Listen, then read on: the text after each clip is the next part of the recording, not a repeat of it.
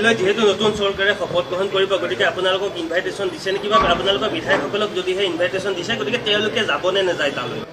প্ৰথম হ'ল যে প্ৰধানমন্ত্ৰী মোদী ডাঙৰীয়া অলপ দিন আগতে অসমৰ আৰু ভাৰতবৰ্ষৰ জনসাধাৰণক ক'লে যে বেছি টকা পইচা খৰচ কৰিব নালাগে, ফ্লাইটত যাব নালাগে, পাব্লিক ট্ৰান্সপৰ্ট যাব লাগে, বাছত উঠিব লাগে, মেট্ৰত যাব লাগে, পেট্ৰল ডিজেল বেছি খৰচ কৰিব নালাগে, বেছি বাহিৰত গৈ খাব নালাগে, সোণ বাহিৰৰ পৰা কিনিব নালাগে। কিন্তু তেওঁলোকৰ যেতিয়া কামখিনি আমি চাওঁ সেই পৰামৰ্শ যে চৰকাৰে নিজে পালন কৰিছে তেনেকুৱা নালাগে। তেতিয়া আমাক লাগে যে এইবোৰ যে কথা প্ৰধানমন্ত্ৰী মোদী ডাঙৰীয়াই ক'লে এইখিনি মাত্ৰ ৰাইজকহে টাৰ্গেট কৰি কৈছে, তেওঁলোকৰ ওপৰত এইখিনি কথাবোৰ তেওঁলোকৰ ওপৰত এইখিনি কথা নপৰে।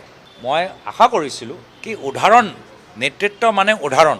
তো যদি প্ৰধানমন্ত্ৰীৰ ফালৰ পৰা বিজেপিৰ নেতৃত্বৰ ফালৰ পৰা অসমৰ ভাৰতবৰ্ষৰ জনসাধাৰণ প্ৰতি এনেধৰণৰ বাৰ্তা যায় তো নিজকৈ উদাহৰণস্বৰূপ লৈ এই শপত গ্ৰহণৰ নামত তেওঁলোকে যি এটা ইভেণ্ট পাতিছে তেওঁলোকে অলপ আত্মনিয়ন্ত্ৰণ কৰিলেহেঁতেন।